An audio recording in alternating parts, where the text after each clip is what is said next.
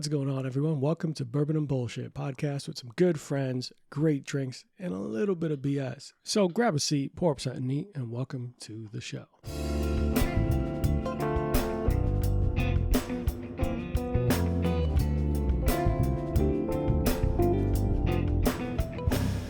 All right.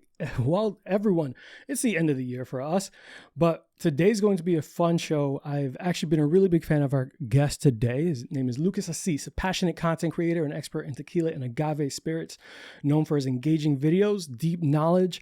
Lucas has been educating, entertaining audiences about rich traditions, culture, and craftsmanship behind these iconic spirits, and also breaking the stigma that tequila is only a party spirit.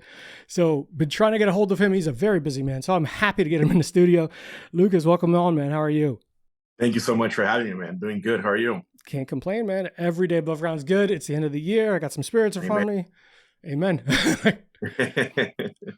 So Lucas, tell the people about you a little bit. I gave them a brief little synopsis, but the content creation, everything about that, just let them get to know you a little bit. Yeah, for sure, man. Yes, my name is Lucas. Originally from Brazil, born and raised in Brazil. Long story short, moved to the U.S. for good when I was 16.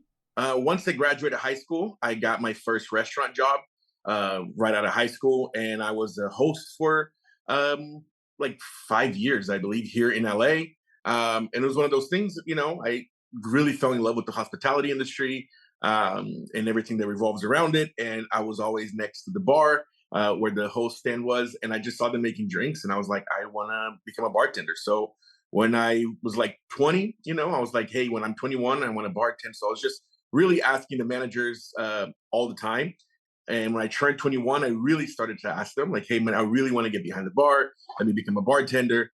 And one of those, kind of a cliche story, but one day a bartender called out, and the manager was like, you want to become a bartender? Get back there right now. And I was like, perfect. So then I, started bar backing for this place. Of course, you got to, go through the ladder of the bartending world. So I started bar backing for a while, became a service well bartender. This is what at the restaurant called Houston's. So it was this really established steakhouse that really gave me the knowledge of the classics and to be made quickly and really well at the same time, So it gave me that knowledge of speed and quality. And then from there, I started working at different bars in LA. Became a training manager for a restaurant group here in LA, opened 3 restaurants with them, worked at a couple of other places in LA. And that's really where I really fell in love with spirits. So the podcast called Bourbon and Bullshit. Bourbon was my first passion with spirits. That's really what got me into getting to know the history and the stories of who makes it. You can't talk about American history and not talk about whiskey. So I really got into that, and then started dating my now wife, whose family is from Mexico. Started drinking tequila with her dad. Started going down to Mexico to visit her family with her. Really fell in love with the agave spirits industry. The restaurant that I worked at was honestly one of the best whiskey bars in LA. Once LA started to do the shift into agave, our restaurant did the same. Mm-hmm. And they hired this chef who is one of the most knowledgeable people about agave spirits. He opened, I think it was the first Mezcal bar in the US, for sure in Colorado. It was called Mezcal in Denver. So they hired him to be the executive chef for us. And I remember the one of the CEOs of the company said, Lucas, if you want to learn about tequila and mezcal, you got to talk to Sean and become his guy. And that's exactly what I did. I became the sponge around him. He would show me everything that he knew. When brands would come in for tastings, he would take me. When there was events, he would take me. I would go down to Mexico to visit my wife's family. And he set it up for us to go to Fortaleza back in 2017 when, you couldn't, I remember when I was buying for the restaurant, I'd buy a case of Fortaleza, they would send me 2 because they were pushing it so hard. You know what I mean? Where everyone just, they weren't as popular and as crazy hard to get as they are now. Exactly. Yeah. No, it was this brand that nobody knew, and they were really trying to push it. Mm-hmm. But Sean was the one that got me to go down to Fortaleza for the first time. And I remember going to the distillery, and Stefano, who was their global ambassador and a friend now, he was the first person that gave me the tour. And I remember walking into the distillery and seeing the Taona working, the smell, the feel of Fortaleza. And I was like, I'm going to get obsessed with this. I'm really going to get into this. I just felt it. And that's exactly what happened, Then I got to go down to Oaxaca. Really, like, was fortunate to be in the hospitality industry during this time because all these new brands were coming up, and I got to learn from the people, from the producers, from the owners, from the brand ambassadors, this 101 situation about going to Mexico and being behind the bar. And then, pandemic came, and as with all the bartenders in the world, lost my job. Both my jobs closed. And I was at this place that I was like, okay, what am I going to do now? Like everybody else was, right? Yeah. And one of the restaurants that I worked at, I'm going to say 90% of the guests that came in, they were regulars. So most of them had my phone number, they knew my schedule. So they texted me one day. One of the guys texted me and said, hey, man, wanted to know how you're doing. Hope you're doing well. Also, I missed your cocktails. And then he asked, would you do cocktails to go? And that sparked an idea in me to make cocktails to go during this time that like we didn't know what was going to happen. So I said yes. And then he told his friend, and then he told his friend, and it became this thing on my Instagram. And I started gathering this following because I was the guy that was delivering cocktails all over LA. And there's no traffic, so I could go from one side of LA to the other in like 30 minutes, That's the best time to do it then, because exactly. Now it's impossible. Yeah, imagine trying to do that right now with regular people. Exactly. But it was cool, man. It was cool because like it kept me busy, and it still gave me this like, one of the things that I loved about bartending was when it was slow and I would be making cocktails with the guests and like trying different things. And it gave me that space in a different world, you know what I mean? So I would still get home and try different things and combine different things and, do different syrups and tinctures and all that kind of stuff. And still got to create like this kind of like a regular people that would order a couple of cocktails, and we would have this conversation 6 feet apart as I was dropping their cocktails, So it was really cool. And that's how I saw this like following gathering online. And then, things started to open. I didn't want to get in trouble at all. So I did a hard stop and I told everybody, guys, it's been fun. But can't do this anymore. It's been real. And then were the rules and laws at that time really specific about selling cocktails online? I'm not here to snitch. So during the time that I was doing, there wasn't. Okay. Everything was closed. So because after that, then came this law in LA where you're like, if you got food, you can take alcohol to go. And then I looked at like when things started to open, I looked at like partnering with a restaurant that had a license, and I would make the cocktails for them. But it just got a little complicated, and I decided not to do it anymore. And so as soon as those laws started coming into place is when I really stopped. Yeah. But then they told me, he was like, okay, we totally get it, but can you show us how to make these cocktails then instead of like buying it? And I thought that was a great idea. And I started making, and I've always liked to take pictures and film and edit. That's what I did throughout high school, but like for my own, you know what I mean? Like I have vlogs on my YouTube channel for like, 15 years ago, 12 years ago, that I would just film because I loved doing it. So I just took that skill that I had and that passion that I had for that thing, and I put it into teaching people how to make cocktails. And that is when I saw the following grow more. And then really was this thing that I think was like right place, right time. I started talking about my passion for tequila and mezcal when everybody was getting into tequila and mezcal. Yeah. And once I talked about my tequila, then I saw it shoot up to the point that I was like, oh, wait, I can like, let me invest some time in this, you know what I mean? And really focus on this content thing, because what else am I going to do? And I got to say, like, it was when 818 came out. I saw the boxes and, the bad grammar on the bottle and what, just how bad the whole marketing campaign was. And me and my wife were like going out somewhere. And I told her, like, give me a second really quick. I want to shoot this video. I just didn't write a script, didn't do anything, just talked to the camera for like a minute and a half, posted it, and we went out. I get my phone and the video has gone viral. Everybody's talking about it. It was crazy, like it was the first time that I experienced that. And then the next morning I wake up, my friends from New York are texting me saying, dude, your video was just on Good Morning America. And I was like, that is fucking awesome. It was crazy, man. It was crazy. And like, I wake up to like InStyle Magazine, Yahoo News, all these publications wanting to interview me about what's going on with the 818 thing. And that was really what propelled my content, and where I was like, okay, I'm going to try to take this full time and see where it goes and talk about my passion. And And, long story long, because I've talked for a while. Hey, uh, that's what we're here for, right? Like, I know, right? yeah. It's my full-time job now. And So that's what I do. And it's amazing to be able to talk about my passion and make it a job as well. And I still get to incorporate a lot of the bartending things, which I love. So a lot of guest shifts, a lot of working with brands that I love, building this community within the creator world of bartending, cocktails, and spirits education. It's been really cool. that's really badass. It's not very often that someone considers something they're passionate about or something as fun as tequila or spirits in general, right? Because for anyone who hasn't followed you online, you don't just talk about tequila and agave. Right. I've seen you partner with Still Austin, obviously Jim Beam, as we talked about a little bit earlier. Like, Right. and you've also become part of this whole revolution kind of like community for online bartenders and content creators for cocktails. Because to your point, the pandemic changed how we approach things, right? Right. You went from a crowded bar and paying like $35 for a cocktail to like, hey, maybe I can make this at home with a good enough tutorial or something that's engaging. Right. And Absolutely. what's different between like, hey, just picking up a like Death and Co.'s book as opposed to like watching a video like yours, you could identify and connect with that person who's showing you how to make the drink. And I think that opened up an avenue where you start thinking about the man behind the bar kind of perspective. So you kind of gave people that, okay, all right. And Agave, to your point, like it was up and coming, perfect time. Right. To it really was. It's hey, this is no longer about Patron shots. This is about, let's talk about the history. Let's talk about the difference. No, Mezcal's not just smoky tequila. No, like just kind of a lot of the myth busting and letting people get a little bit more out of it, which I'm a nerd. So I've always loved like hearing anyone talk about their passion.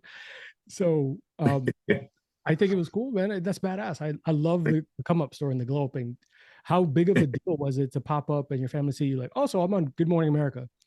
Hey, it was a Yahoo News. Like, how big of a deal was that to your family? And started like just from 818, just from a little quick video. How big of a move was that, or how great of a feeling was that from your family?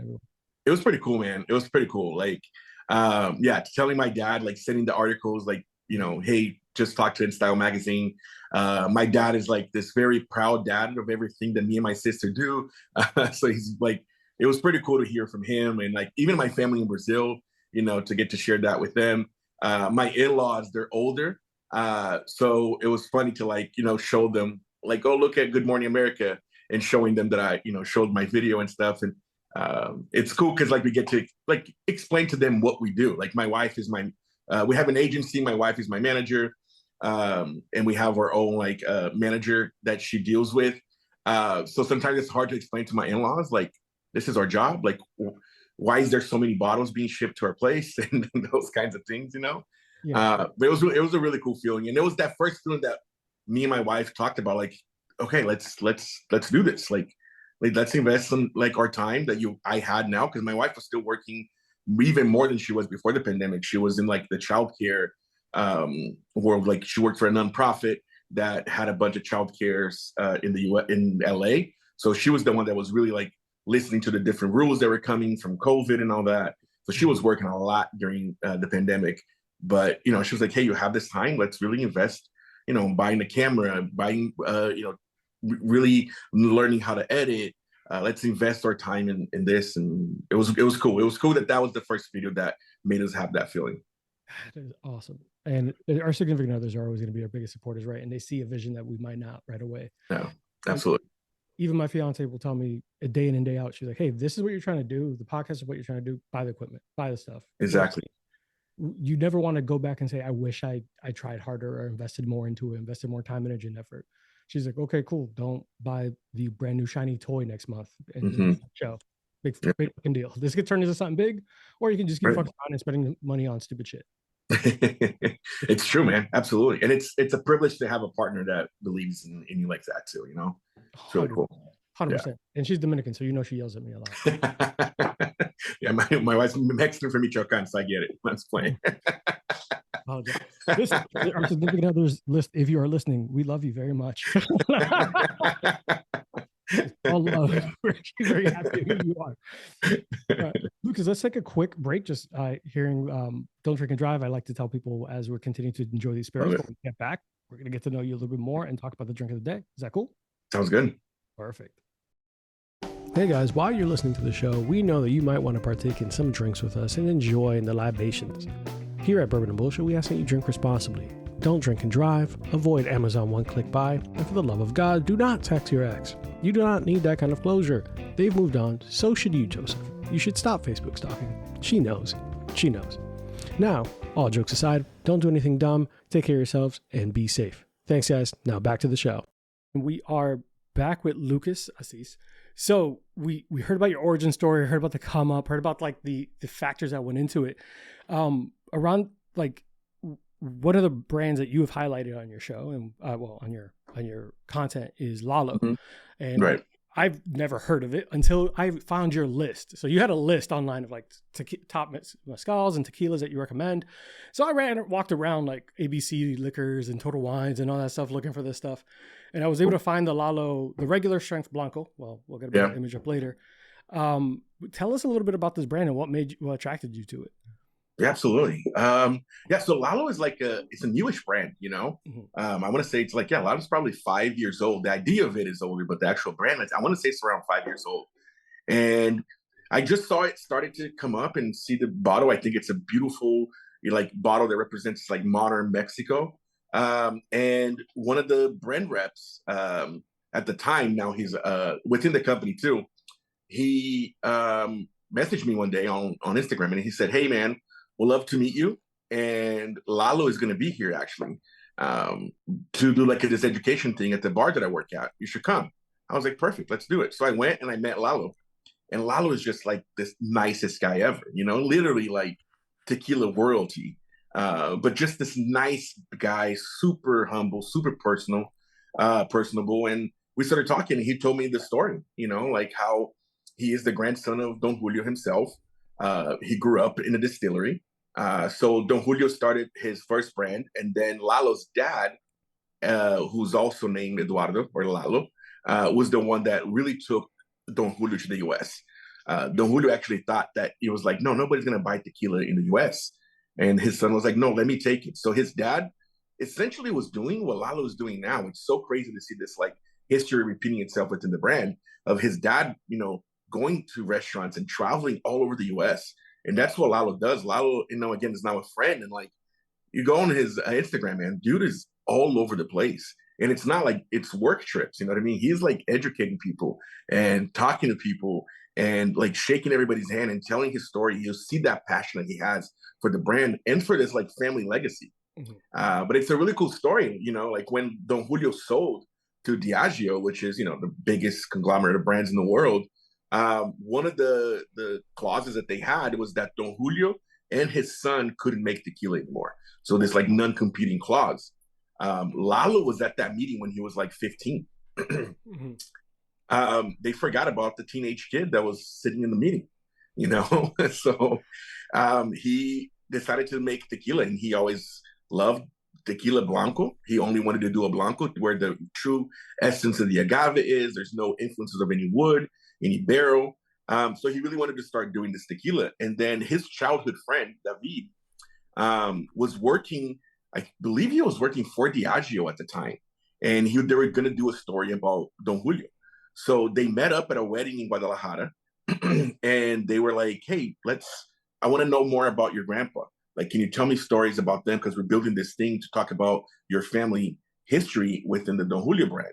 And they started talking, and they, you know, had this shared passion of tequila Blanco and what they were doing. So they were like, let's make a tequila together. And that's what they did. You know, it is really just this like only Blanco. I think it's so hard for a brand, especially in today's world where there's like 25 tequila brands, for you to fight for shelf space where you only have one expression. Yeah. You know? So it makes it easy because people know what they're going to get.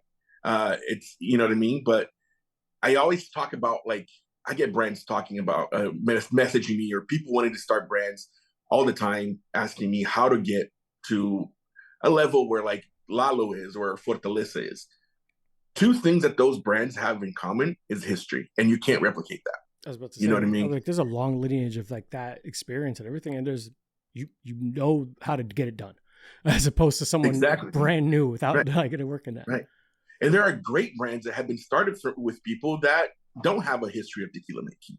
right? So that's not something that should be, you should make it or you shouldn't. I just think that for you to have this cult following and this passion that people have for the brand, like Lalo, like Fortaleza, like Siete Leguas, is because these are brands that come from like, you know, generations of this makers, and they know what exactly. tastes great, and they know where to source it. And exactly. And as much as you sit down in a PR group and talk about how you're going to make the history of your brand pop, you can't compete when it's like, oh yeah, my grandpa was Don Julio, or my great grandpa was Don Zenobio Salazar. You know what I mean? That's a tough thing to. It's like, imagine athletes. It's like, yeah, my dad's Jordan. What? So like, not playing 1-on-1 versus you. I'm sorry. Like, I'm not doing that. Help. That's all. That's cool though, to also meet that tequila royalty, and that was like, that's a big move. But the brand so far, I've seen you mention it, others mention it online, has a pretty strong social media following, and I think that's typically now how people get around and get their brands out there. Yeah. So that partnership spurred from that moment and meeting him in real time. So actually, no. I mean, yes and no. It was a way after that, you know. And I love, like, dude, the fact that I get to work with these brands now is just a dream come true. But I love working with brands that we grow together. And I feel like Lalo was one of those brands. You know, when I first met Lalo, they were like only in Texas. They were like starting to break into the California market. They were just a small brand that like would only sell it in Austin. Really? You know? Yeah. And I remember, like, we sat down, we talked, and Lalo was like, Lucas, I love your content. I love what you're doing. It's so important. We can't work with you now, but we will love to when we can. But like, we just don't have the budget. Mm-hmm. That was really what, you know, like, and I love the transparency of it, of like, I value what you're doing. I understand that this is your job. Right now, we can't pay you. And so we never worked in this, like, in this like partnership capacity with Lalo. It was just me really loving the history and the brand and talking about it. Now that Lalo has become one of the biggest brands and the highest growing brand in the US, or, you know, in the tequila world, really, they just exploded. Now they're like, hey, we understand that you like, and that for me was really special to see their team tell me, we know that you are one of the reasons why we are where we are now, and now we want to work together. So now we're doing things together. Now we're making cocktails together. We're doing trips. You know, we're doing partnership videos online. So it's been really cool to see them grow together with the brand. You know, I think for me, same thing with like Cascawín, for example. This guy's hit me up, you know, 3 years ago, and it was this brand that I had never heard about. And I was like, sure, I'll try your guys' stuff. You know, it was one of those things that I had no hopes, really. Pretty bottle. You know, comes from a good distillery. Let me try it. I tried it. I was like, holy shit, this is amazing. This is great tequila. And it was the same thing. Like, hey, man, like right now we would love to grow together. And then that's how we started, you know, and now it's one of the brands that I work with the most. And again, we do guest ships. We travel around, like plan trips with them. So it's really what I love is that when I get to work with brands and grow together with the brand. That is awesome. And that is true. I think that there's a lot to be that partnership and support the little guy, and the come up story is way better feeling than that watching. No shots at like the bigger brands. Obviously, not at all. They got there through that hard work and dedication. They were the little guy at some point.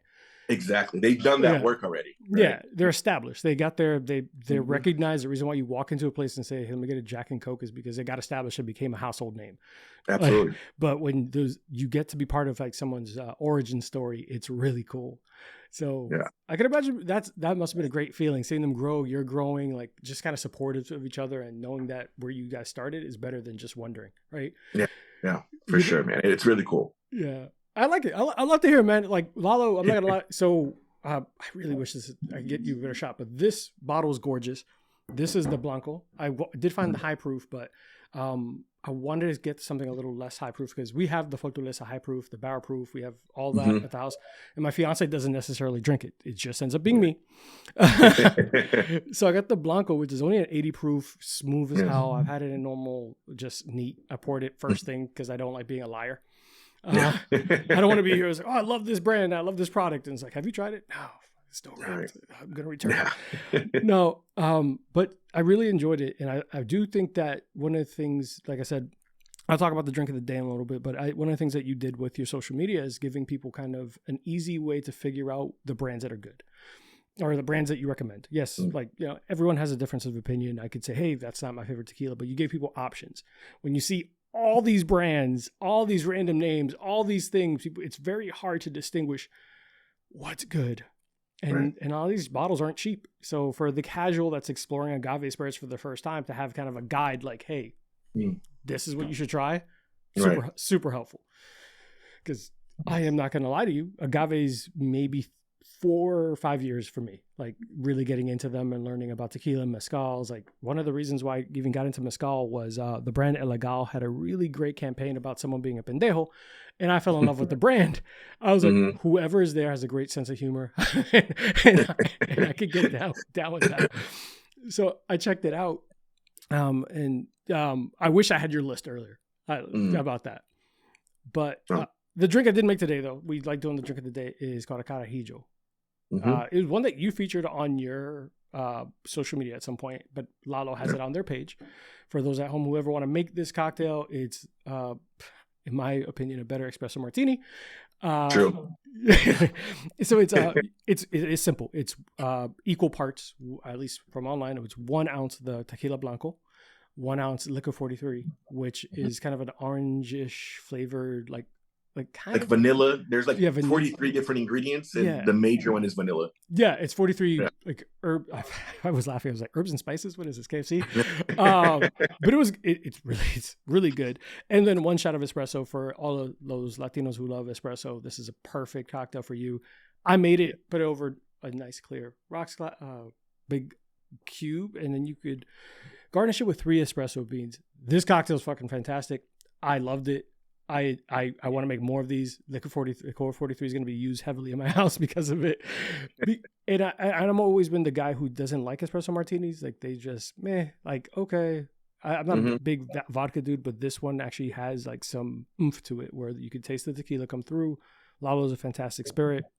But I was looking up the backstory, right? Because I'm curious about the history. And I heard there's some interesting theories, but at some point, afterwards, tell me if you know the real one. I don't know, or is it still hypothesized? So one of the ones I heard was Spanish soldiers in Cuba, popular with Spanish soldiers in Cuba during the 19th century, mixed coffee with rum to gain courage before battle. The name Carajillo comes from the Spanish word coraje, which means courage. I'm like, okay, liquid courage makes sense. Yeah, let's go. Let's get that. Let's get that in.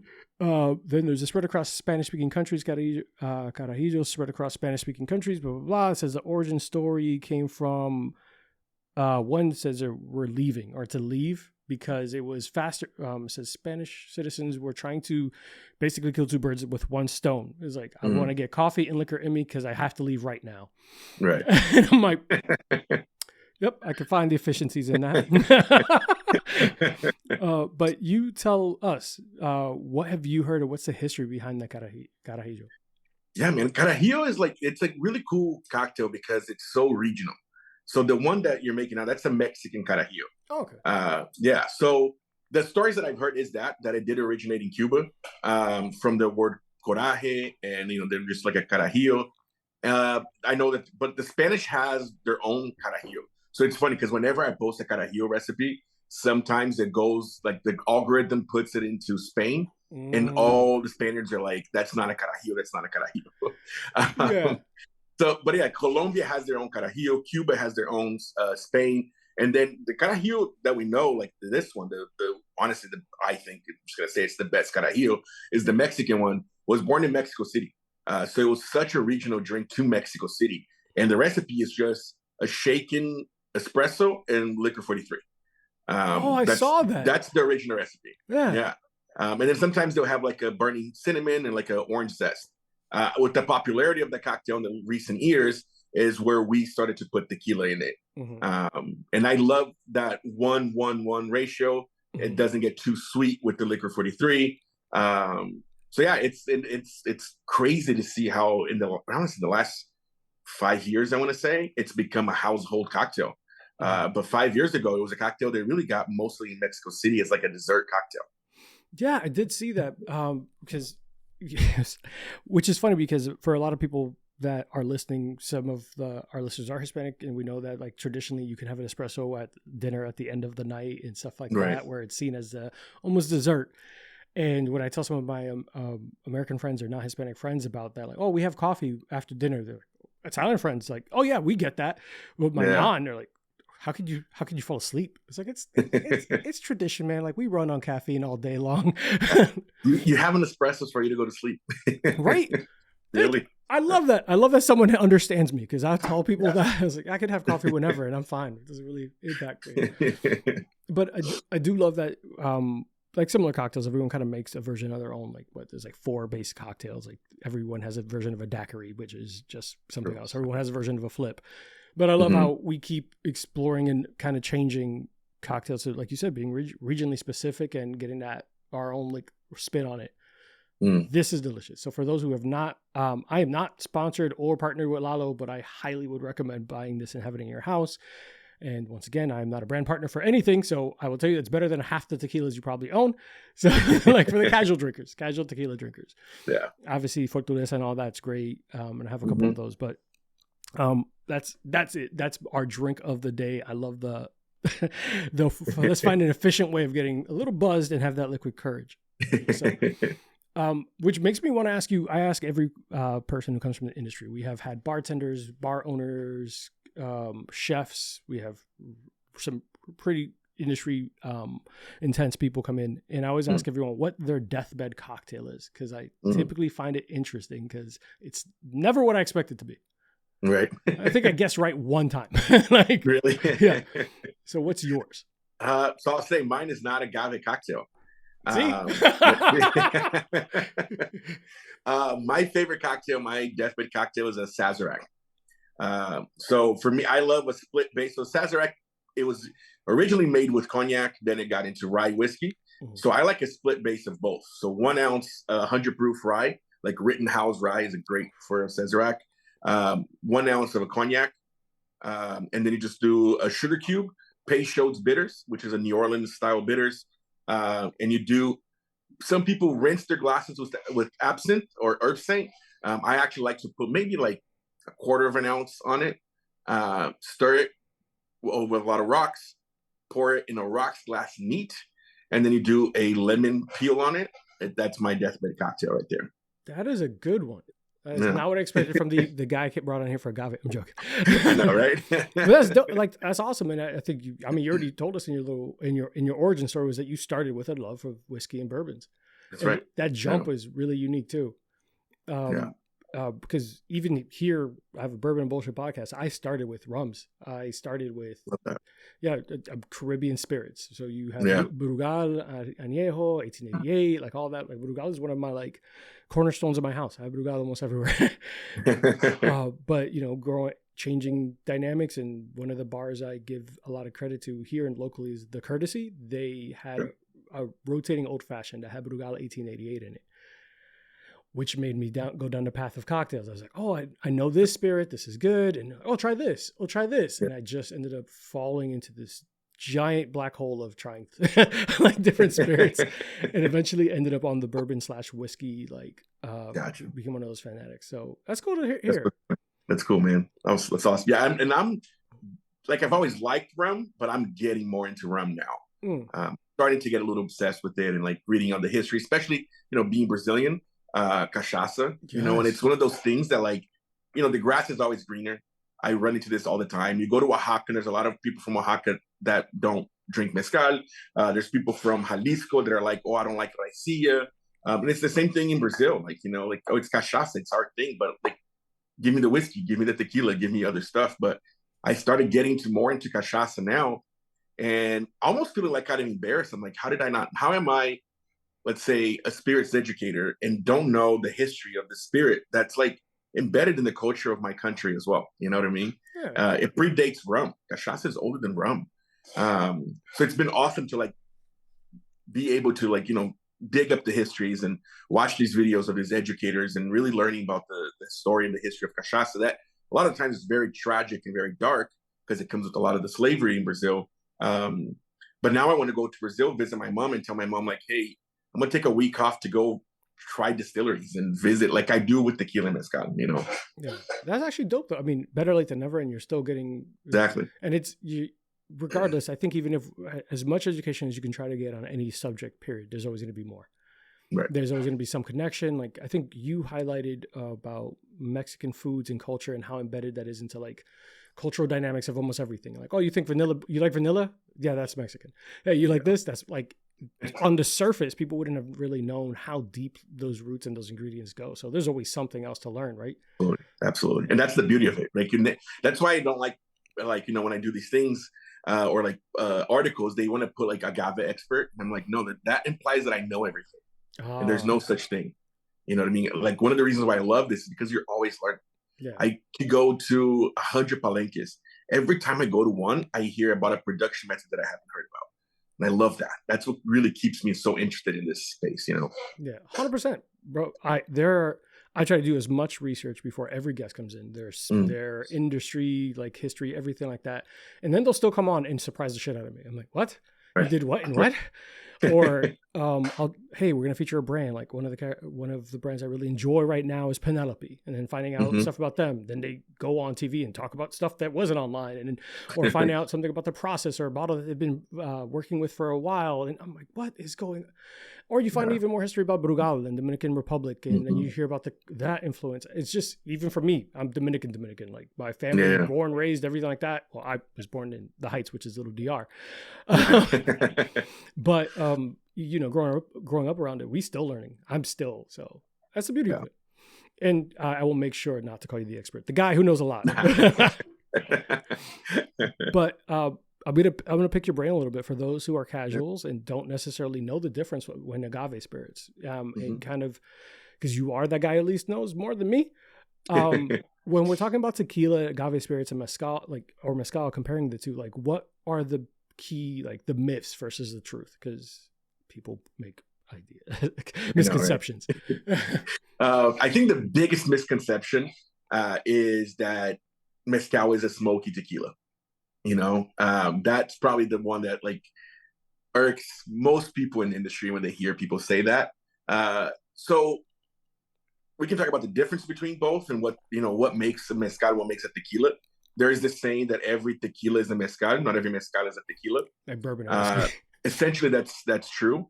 So for me personally, and it can be controversial in the agave spirits world, for me personally, if it comes from the agave plant and it's made in Mexico, it's a mezcal.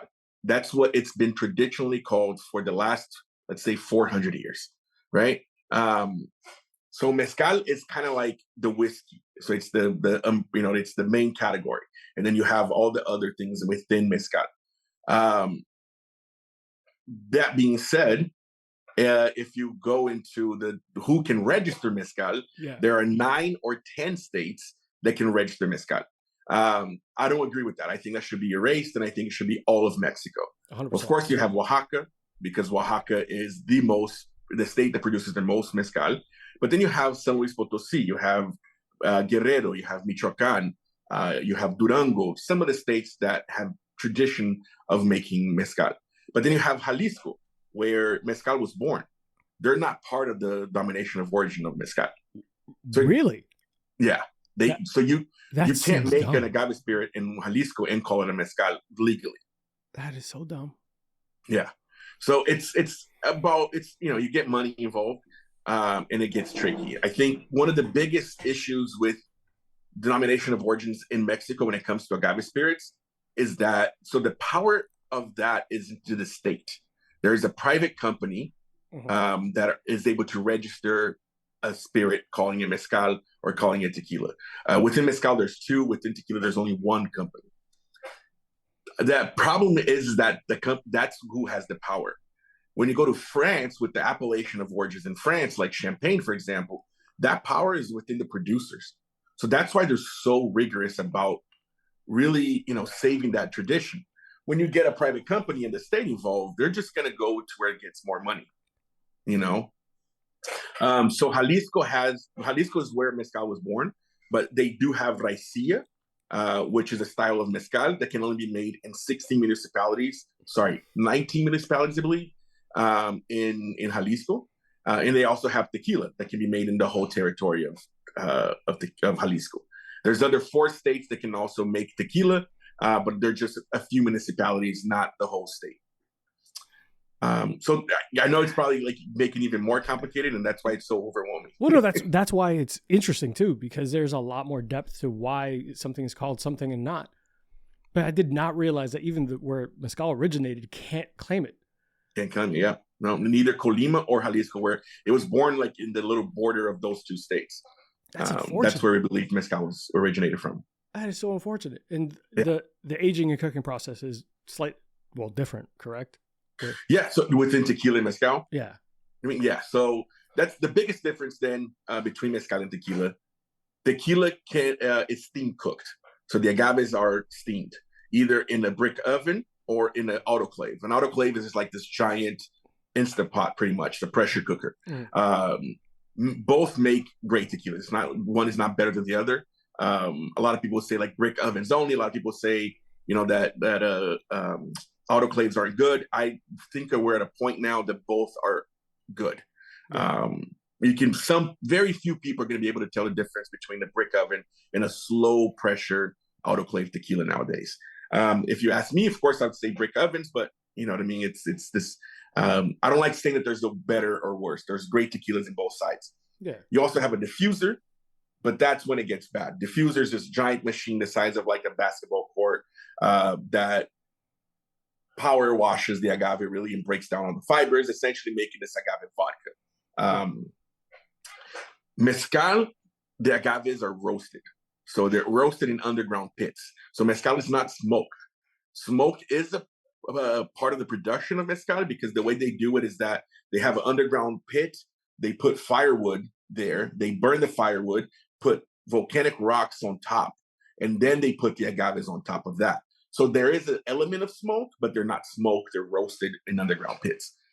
So that's the biggest difference. And then the agave itself. Tequila can only be made with the Blue Weber agave. Mezcal can be made with like 40, 50 different kinds of agave.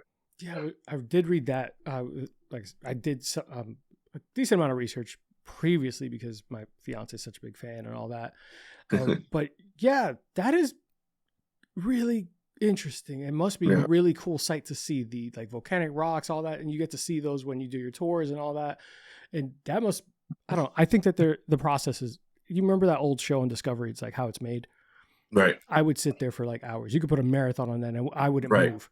So if I could see that in real life, right? Isn't it super, regardless, like how to make a button. Okay, I'm seeing it now. I want to know what it is. Like, how did you make that baseball?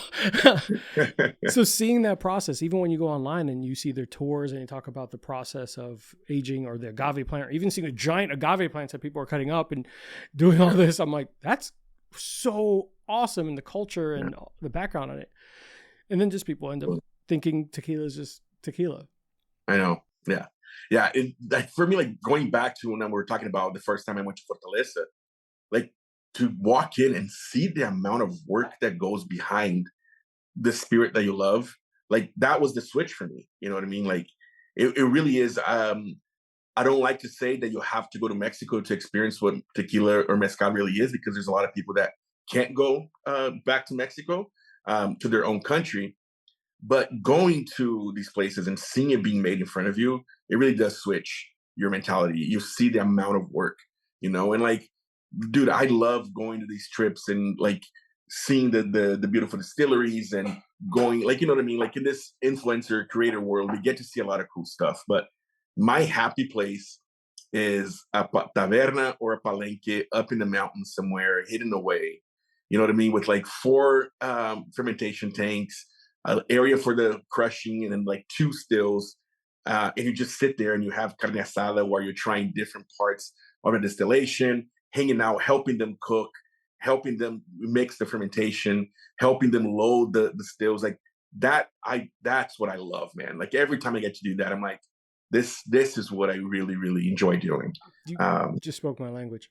Like, making spirits in an area where no one could bother you and enjoying carne asada. Right. And then just bugging the maestra, like, why do you do this? So what's this? And what, like, and they love sharing that with you. Is really, really, that's the most special part of what I get to do for me. Yeah. That has to be so much fun. And hearing it from like the older generation who's seen it all, done it all, or even the younger generation who has all that generational knowledge handed to them. Mm-hmm. Like we talked Right. about Lalo as a brand and other part of even bourbon and whiskeys, right? Mm-hmm. Those brands that a lot of people love, it's because there's a heritage, there's a storyline, there's something to be shared. It's because anyone could bottle brown water, right? Yeah, anyway, but it's that story behind it and seeing that effort. Probably, the fact that you came back, you're like, yep, this is what I'm going to do now. Yeah, it makes complete sense when you see that heritage and you hear those stories. I'm being like, there's something really awesome about seeing the hard work, manual labor, and that turning into something beautiful. Yeah, absolutely.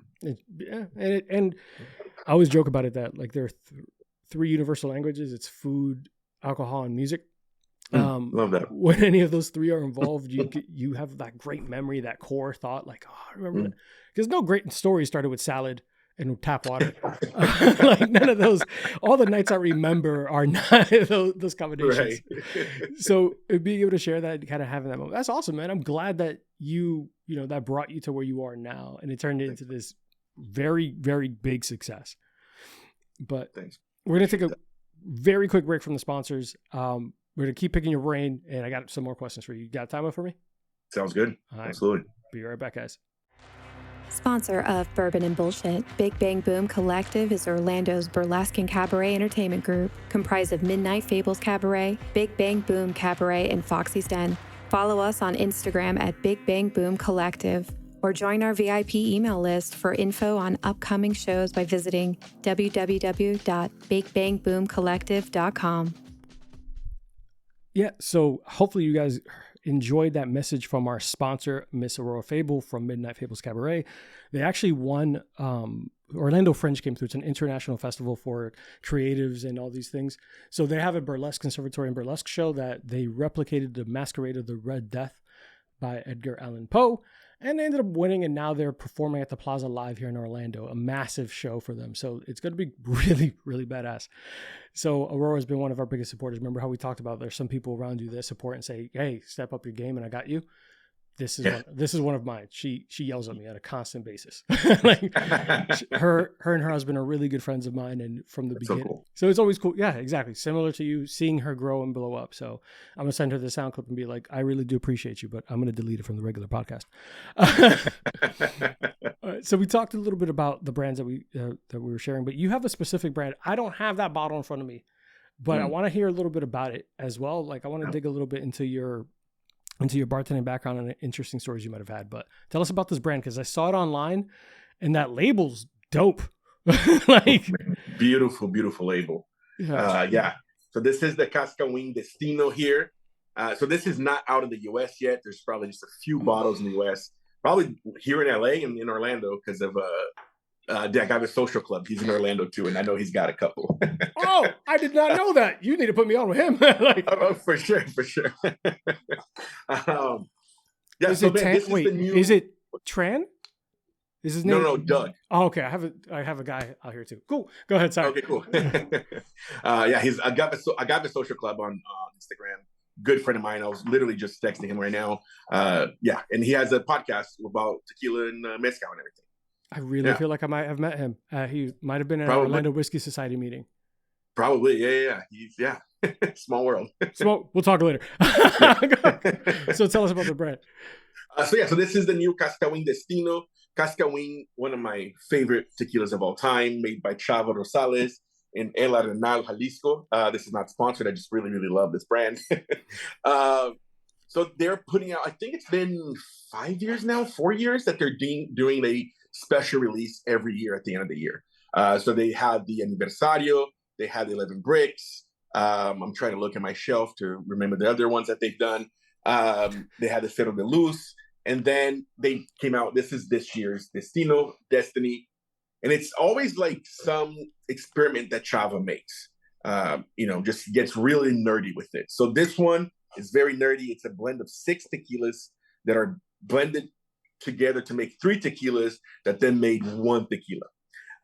So it's basically to show the different process that Cascawín can use at their distillery. So you have brick ovens and you have underground pits, like we're talking about with Mezcal. And then you have fermentation in wood, cement, and stainless steel. So they just blended all that together, made this tequila. It's a beautiful, beautiful tequila. There are 3 different labels that you can get. Same tequila in all the labels, just 3 different labels for like as a collector and paying homage to their history and their destiny. Mm-hmm. So it's basically like each label is a key moment in Cascawín's history. Okay. So the first label, they have these figures on the label. The first label has 16 people, which is when Salvador Rosales Briceño, Chava's grandfather, first started working in a taberna. So it's like a small distillery, and there's only 16 people working there. And then the second label is when Cascawín opened. So when Salvador Rosales Briceño opened Cascawín, and they had, I think it was 32 people. And then in Cascawín today, where it's a family legacy now, there's 3 generations at the distillery, and they employ 116 people altogether. So it's paying homage to this growth of the brand and the family legacy that they did. So they work with this artist called Mauricio Lara in Mexico, just absolutely gorgeous. Like, they've been doing different labels throughout this yearly special releases that they're doing. But it's just, dude, Cascawín is one of these brands that, like, if you ever get to go, if you're listening and you can go to Jalisco, go to Cascawín, because it's such a special distillery. But it has this, like, distinct smell. When they're opening the ovens, mm-hmm. I don't know what it is in the air of Cascawín. And it's one of those, like, if you line up 10 tequilas for me, Cascawín is probably the one that I'd be able to tell you this is Cascawín because of the way it smells. It has this distinct smell that I love. And this one is just like that. It's a beautiful, high-proof tequila, but it's like this punch-cooked agave, minerality, citrus, little black pepper. It really is a special, special tequila. I think there's going to be around 6,500 bottles. Most of that will probably come to the U.S. It's going to be hard to find, but if you do, I cannot recommend it enough. It is a collector's item. Ooh, I need to get that. Yeah. I need to get Doug's number. God, that's awesome. What's the proof on it? You said it's a relatively high 49. That's still nice. Yeah. That's still nice. Yeah. Also, when I saw those labels, I'm like, this is fantastic. But I swear to God, I tried to look for it. And then as I'm looking, it was like, not available in the U.S. I was like, of course it's not available in the U.S. It's not yet. Of course, when I find something, it's like, that looks really awesome. I have plenty of connections in the spirits industry. Let me see if nope, not at all. I think it should be here in the next couple of months, I've heard. Okay. Yeah, it's been shipped. It's just one of those things that just take forever with the customs and all that kind of stuff. Yeah, don't we know? Like, whenever something cool is coming over, it's always some red tape. Right. But that's awesome, man. I heard your story about it, and like, I think once again we it's like full circle, talking about the heritage, the come up, the growth, right. All that, and the fact that they're paying homage to it in every single label. That's money. That's the kind of brand right. I want to like lean into. And absolutely. And I had an episode where I talked about celebrity endorsed spirits and celebrity spirits and all that, and I got a little flack for it, but I must stick to my guns. I am less likely to invest in those and buy those because you probably don't even care about the spirit. You probably don't care one shit about the spirit. You just put your name on it and just moved on. I would much rather buy the stuff that was made by a family, like some generational stuff, even, I don't know, just something unique. Someone who actually cares about the spirit, didn't just see a money grab. So stuff like that, I would gladly pay more for that kind of craft or artisanal agave spirit compared to Don Julio. Sorry. Took the words out of my mouth. Can't agree more to that.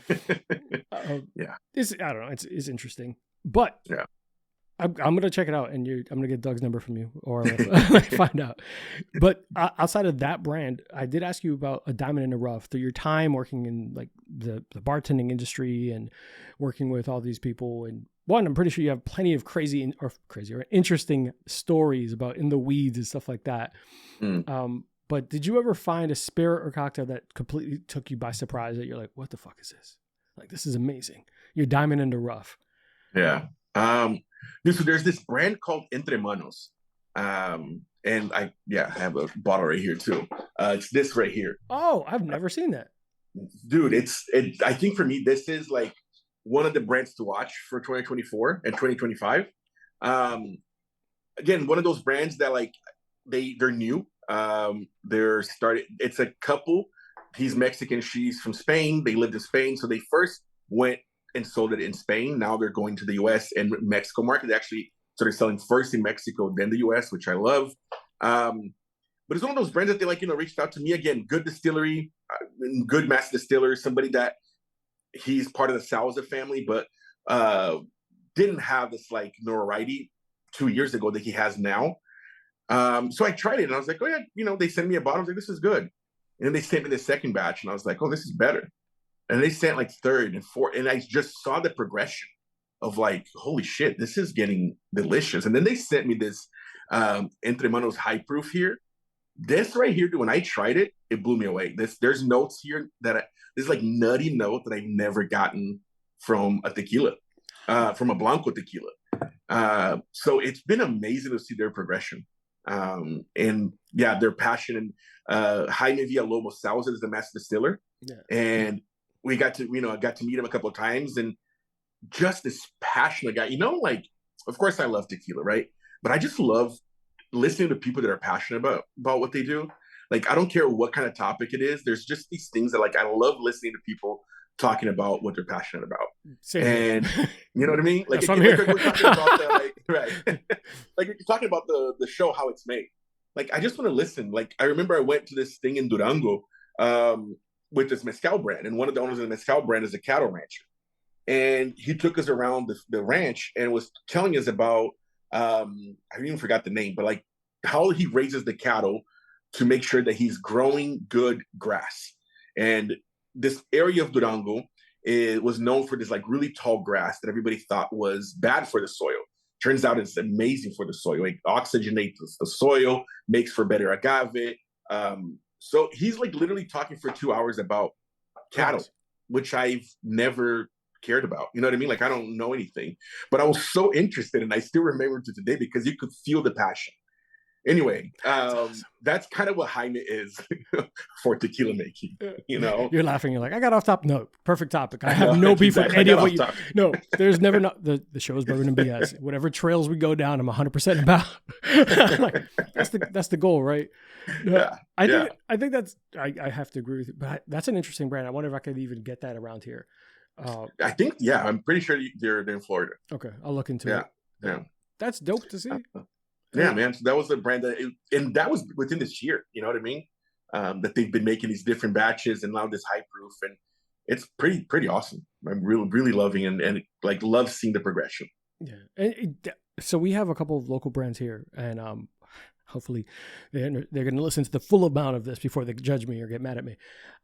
We have a whiskey distillery out here near Orlando. It's called St. Augustine Distillery.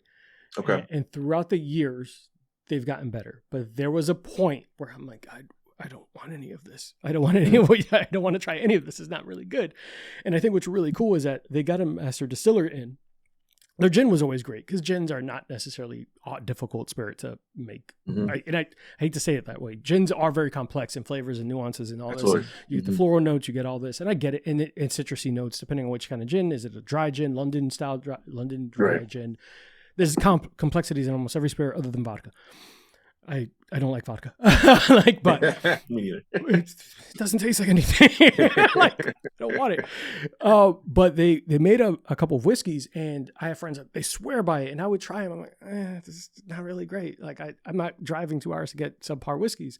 But slowly but surely, they brought in a master distiller. We're trying to get him on the books, and he said, I need to fix what's wrong with this. And throughout the course of the last 5 years, they're making some quality, top tier stuff, high quality stuff. And it's cool to see that someone objectively said, let's take a step back. If we're going to make whatever we do, however you do one thing, you have to do everything. Yeah. If I want to make a good product, all my products have to be good. I can't make a fantastic gin and a trash whiskey. I can't do that because that's not who we are. That's set that standard. The standard is a standard, and they just improved year over year. So it's cool to see that is universal, and you appreciate it as well. And to your point, I've had people talk to me about fucking stills and the metal and cleaning the metal and all this stuff, and I'm just like, this is so cool. Exactly, man. I just listened to 35 minutes of him talking about metal heating, and I don't know why we're talking about that. Right. Like, it's cool. It's the passion, and I think that rings true with everything and anyone does, right? Yeah. So a little bit about you. We know about you. You come up a little bit. Well, a lot of the high notes. But you mentioned spending a lot of time in the service industry and bartending industry. Like, was there you wanting to get into bartending at 21? You were kind of like the clutch, like tag this man in. Like, hey, listen, you want to do it? This is the time. You're gonna come in. Like, what was your favorite experience working at a bar, and what was one of those like like stood out for other reasons? Like, just curious. Yeah, man. I know it's off rip. I know it's kind of like off script, but I'm just curious as you mentioned it. Yeah. No, all good. I'm trying to think, like, things that I really love about the bar, I think, was developing these like friendships with the regulars. Like the regulars, like, I actually never watched Cheers, but they would always mention, like the regulars would mention that they felt like that, which is, it's really cool. Like, I loved having that. And that's one of the things that I really miss. This camaraderie of like regulars and working in this flow, this dance of like when you're busy at the well. And that's why I love doing guest shifts. I just did a guest shift on 2 days ago, and we got slammed. It was amazing, but it gives me this like energy of like, man, this is what I love. I love when it's like 6 deep. You know what I mean? You have 5 tickets and 6 people in front of you ordering drinks, and you just go into this flow. So I love that. That was really like what I loved about the bartending, what I miss. But that being said, when 4 a.m. nights and cold opening shifts when you're off at 3 and then you're on at 10, that I was like, I can't do that anymore either. You know what I mean? So I think for me, the hours were the ones that are really like were getting to me. And when I was like before COVID, I had a really nice schedule. Really lucky in the bartending world to work from like Monday to Friday. But I also never got to see my wife, like she had a 9-to-5 job and I had a 5 to 12 job, so she would be coming home and I'd be leaving to work, and I come home, she's sleeping because she's got to wake up early. So we really saw each other like Sundays. So that is what I don't miss, and what I'm so privileged now that we get to have our own schedule. And so I want to say, like, I guess the schedule is what I both don't miss, and like, the busyness of it is what I do miss.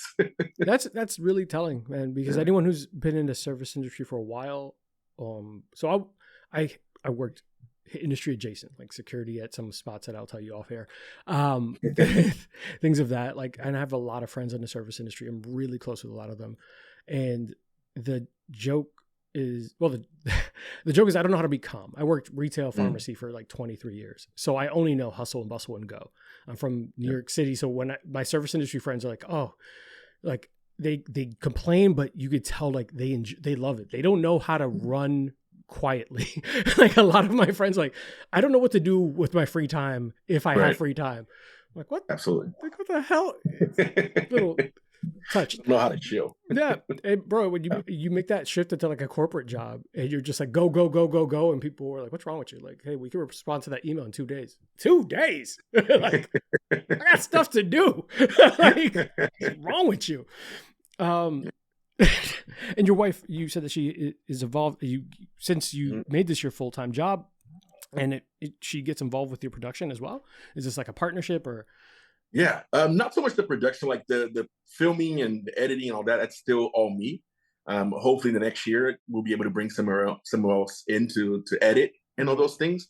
But Michelle does all of the background stuff, so all the partnerships, contracts, talking to brands, schedules. She was the one. She emailed me. That's right. Yeah, she was the one that did all the schedule, and then she's amazing at that, man. And then, like, a day before, she's like, hey, these are the questions. You're going to have a meeting. You have a podcast tomorrow at 1. So, yeah, she's very, very organized. And we do have an agency that we work with as well. And they're great, but I rarely talk to them. Michelle is the one that talks to all of them. And she says, hey, this, you have this partnership. You're going to work with Gene Bean. And then I go read it. I make the script. I film. I edit and all that kind of stuff. So, yeah, she's the best at that whole organization and emails that I'm so bad at, I'm going to send this exact thing to you so you can send it to her so she can hear you right. praising her. It's true though. Like my fiance, as we call her, my like part-time producer, she's in school full time. She's become for radiology. But whenever she's able to sit in on a show, she makes sure I stay on track because I get so enthralled in our conversation and, oh my God, I want to get to know this and I want to know this. And she's like, stop, move on, ask this other question. Hey, dig into this. And she'll like message me on Slack or whatever. And I'm like, oh yeah, she's better at this than me. Like, I'm the personality. Like, I'll be having meetings with brands, and Michelle is texting me, you need to ask this, you need to ask that, A lot of times like she'll take meetings too. And so yeah, she's really is 50% of the, if not more, of the business. All the financial stuff, taxes, and stuff, like Michelle takes care of all that. So I'm super lucky and blessed in that matter. So and that's why like a lot of people ask sometimes, like, oh, she gets to go to the trips with you, and I'm like, no, she gets invited. The brands are she's talking to the brands. Yeah. You know what I mean? She doesn't get to. She's part of it. So if anything, she's the go-to person. She's the boss. Absolutely. Yeah. This wouldn't happen if it wasn't for her. That's dope, man. I love to hear it.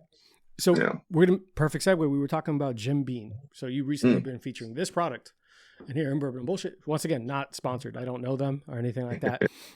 But something about Jim Beam that I thought was interesting is that unfortunately people give them bad rap, right? You hear Jim Beam and you think, oh, not necessarily the highest quality stuff. Sure. Little do people know there are also people who make like Bookers, Little Book, like Wild Turkey. Well, not different distilleries, but a lot of like there's some brands that people give a bad name. Wild Turkey is one of them as well. And I always get frustrated. I was like, have you tried their reserve stock? Or have you tried their Little Book for Jim Beam? Have you tried Bookers? Like there's some quality product coming out of there. Like just because they made something for the entry level stuff doesn't mean they don't know what the fuck they're doing. Like they've been in it for a bit. Like this isn't some dude in his basement making it out of a bathtub. This is There's history here. Do you mind telling us a little bit about this? I'm going to pour some of it up. And also been meaning to say this. Great flex with the pappy in the corner. Are you really going to flex on me? Lucas? Are you really going to flex on me, man? Like, I have stuff too, Lucas. There's a Parker's Heritage 11 back there too. I have a Parker's Heritage 14. We're going to do this? I just thought it was funny. I was like, oh, he goes on the Bourbon and Bullshit podcast and flicks I made sure to put it the there. Pappy's right above his shoulder. Thanks, Lucas.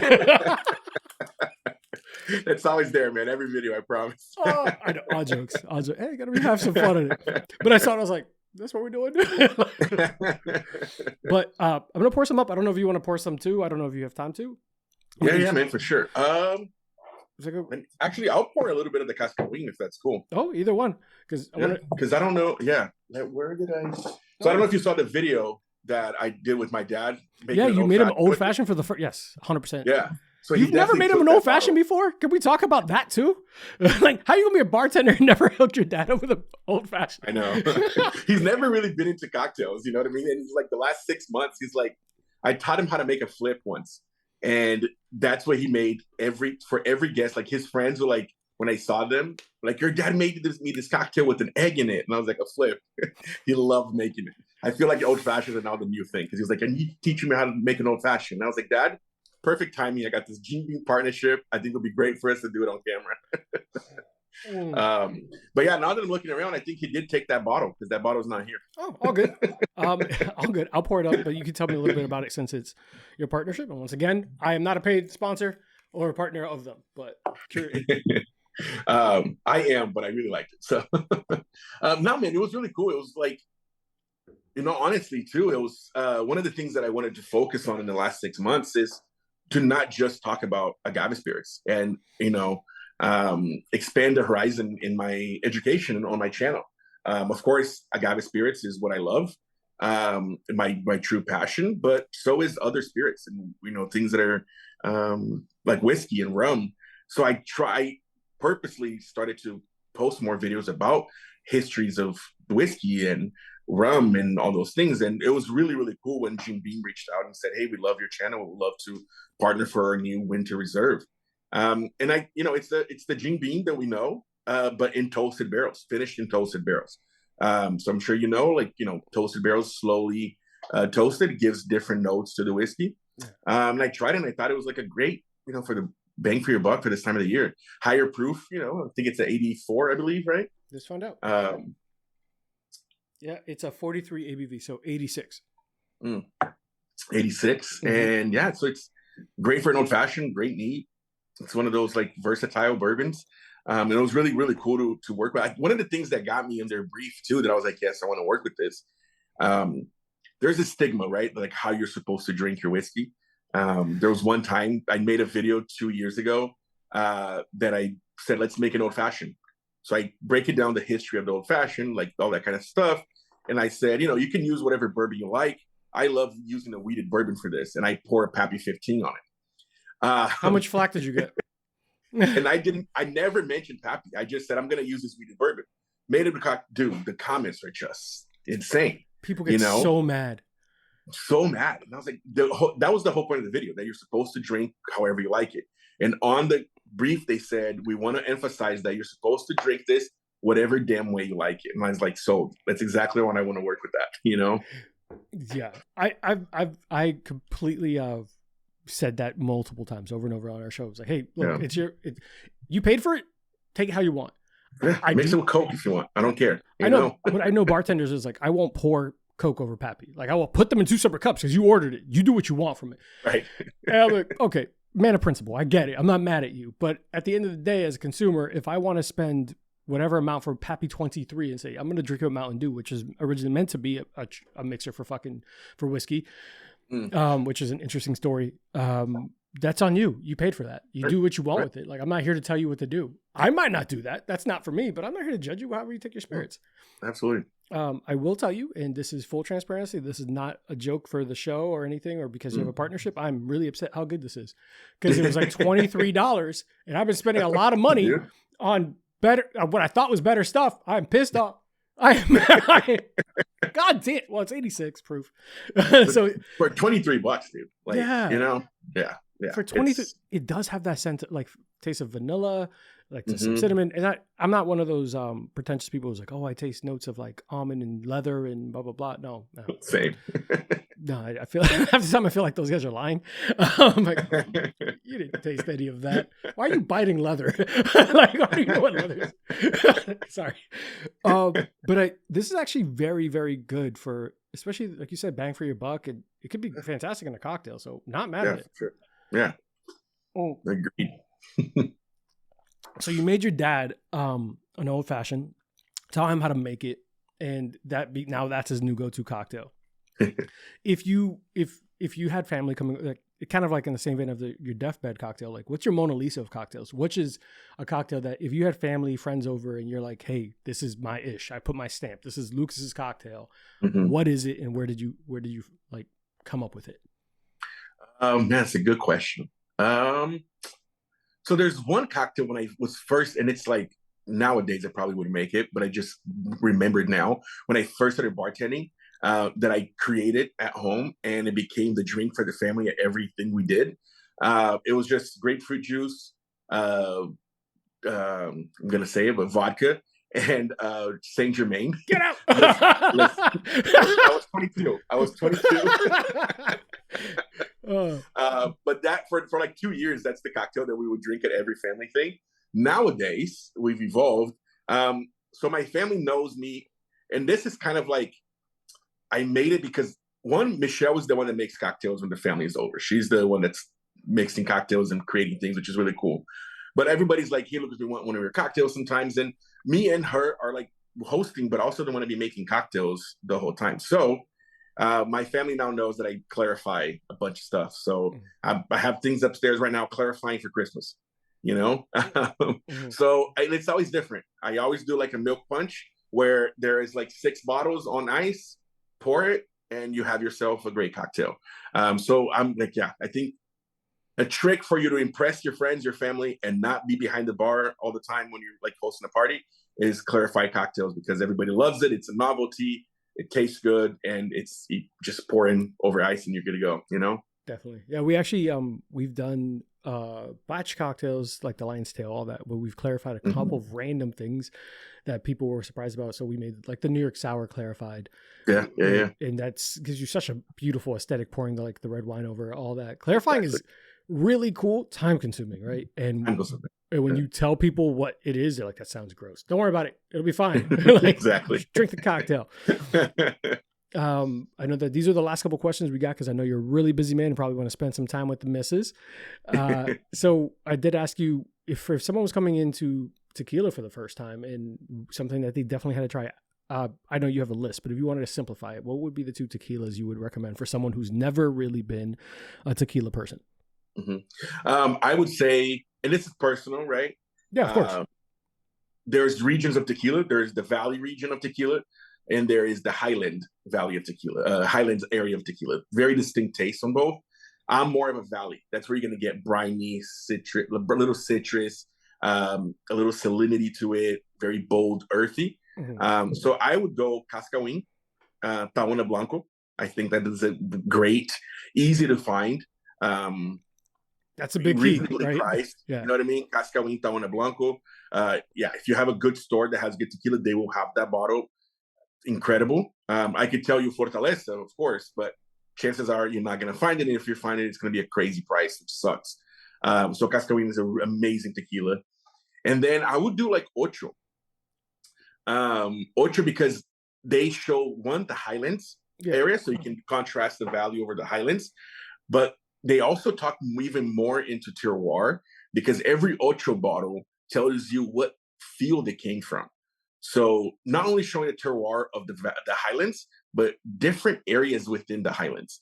And again, really easy to find. Great tequila made by an amazing family, the Camarena family, but showcasing even more the terroir. So you have roller mill tequila from the Highlands, focusing on terroir, and then you have Tahona milled, Valley region of tequila within Cascawín. So I'd say those 2 are great options. That's dope. All right, good to know. And like you said, it's like Fortaleza is one, everyone's like super popular and hard on that name right now. Yeah. Fantastic product, hard as hell to get. Exactly. Like, I have friends ordering it from Germany, type of like hard to get. Like, hey, we're doing a bulk order. What? From Germany? It's not that serious, man. Like, it's just like, no, it's crazy, man. There's so many. And like, deservedly so. It is one of the best tequilas ever made, but it's just, and they're trying, guys. Like, I get questions. Why can I find tequila? Why can I find Fortaleza? Why can I find Fortaleza? Sometimes I just send them a picture of the still, and I was like, this is why. It's a tiny little still. And if they scale it, like, why can't they make more? They're already working literally 24/7. Like that, like literally, they used to close on Sundays. Now they're open on Sundays distilling. Holy shit, really? So they're doing what they can. So do you want them to make more and expand the ways that they're building a new distillery, but that's years away. Yeah. You know what I mean? They are building another distillery that's next door to it. But that's years away. And if they lack the quality, then it's, can kill the brand too. So they're making what they can, but there are great other tequilas out there that you can try too. Thank you for saying that. Because it is important for people to note that, like, and luckily Fortaleza has a good brand, right? But people get so attached to a name that it's like when someone comes into a bar, it's like, oh, do you guys have Pappies? Or like, there are other whiskeys that you can drink. Like, there's some good stuff still. Like, relax. Like, we don't, like, there's still other things that you could drink. So people become so attached. Like, I used to work at a liquor store, kind of like a store that had a liquor store. And you'd be surprised. You wouldn't be surprised, I guess, because you work in the industry. How many people say, hey, do you have Buffalo Trace? And no, but we have, oh, no, I was looking for something good. There is a lot of other good stuff. Come back in here. Like, let me show you Heaven Hill. Let me show you, like you immediately, people become so enamored with a name that they forget that there's quality product that's outside of that recognized brand. So I'm glad that you mentioned some that aren't insanely hard to get. Yeah. Obviously bourbon and bullshit. What is your, like, I saw you do some partnership with Still Austin. I saw you do some partnerships with obviously Jim Beam, but you said that you started with your love for whiskeys. What's your go-to whiskey drink or whiskey, period? Could be bourbon or whiskey. We already know it's a Sazerac, it's a Deathbed, so I'm not going to ask. I know, right? Yeah. I mean, Rittenhouse Rye is great. That's what I started with. Was it? Yeah, that was one of the things. Yeah, that was one of the first whiskeys I drank. Yeah, that's what sent me over this is it. I found what I like was, remember, do you know the company Flavier that does like this whiskey of the month? Yeah. So I did that just to experiment, and they sent me Rittenhouse Rye, and I was like, 100 proof. Jeez. Drank it, I was like, what is this? This is nectar of the gods. What is this? Right. And then when I find it's $25, I was like, this is amazing.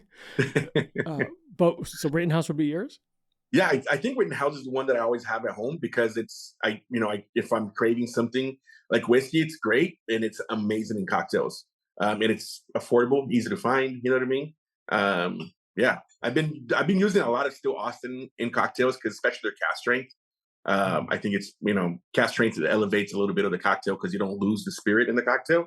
But yeah, Rittenhouse is probably one that I always have in head. That's dope. All right. Yeah. Well, Lucas, I know you're a busy man.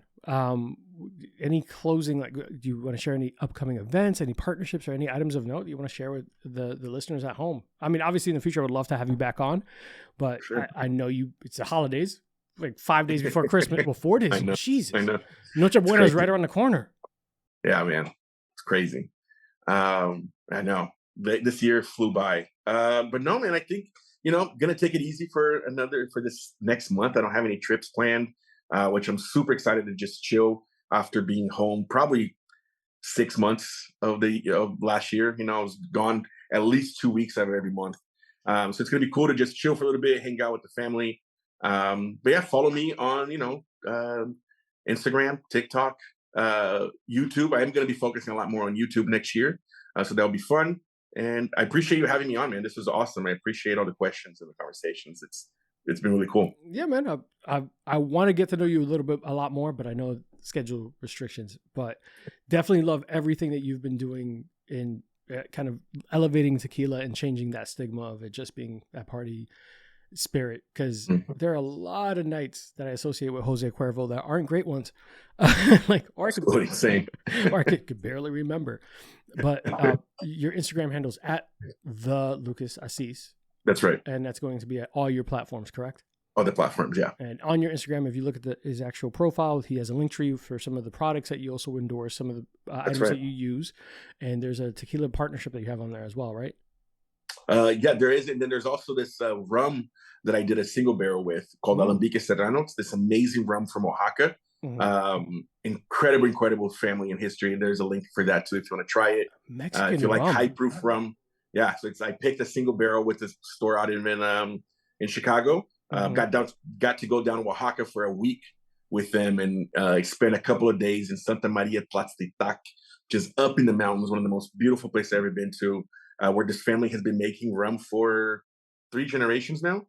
And it's truly, honestly, like a mind F of how they're making rum there. And it's some of the best rum. It's still yet to be discovered, man. I feel like this brand is going to be one of those brands that when rum has its shine, and I think it's coming in the next few years, Alambique Serrano is going to be one to watch for sure. Oh, I'm excited because I think that rum is, again, associated with a party spirit, right? Yeah, right. And I don't know if it's because we're getting older and we're like, wait a minute, there was better than just Captain and Coke or whatever it was. Right. But there's so many things that are coming up that I'm like, I didn't appreciate this before. And this is great on its own, or this doesn't need to be masked. This doesn't need to be, shouts to my friend Amanda. She jokes on me. She says that I'm bougie when it comes to alcohol. I said, I just don't want to feel like shit in the morning by drinking the old bad stuff.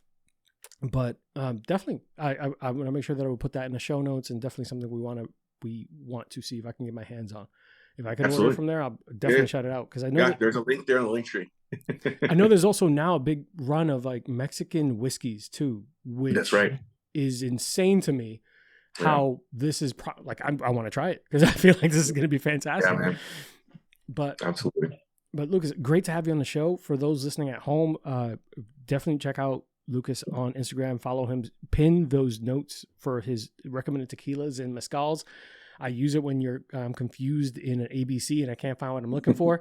Fortunately, I've been shopping enough and I'm somewhat of a semi-pro drinker that now I recognize the brands when I see them. Oh, I know that. Oh, nice. I know that. Definitely follow him. He has some great items of note and actually a lot of good stances and content. I loved even when you approached the recent controversy from the Bourbon distillery people. Yeah, like that. I want to praise you for that because that was a big move. Appreciate that, man.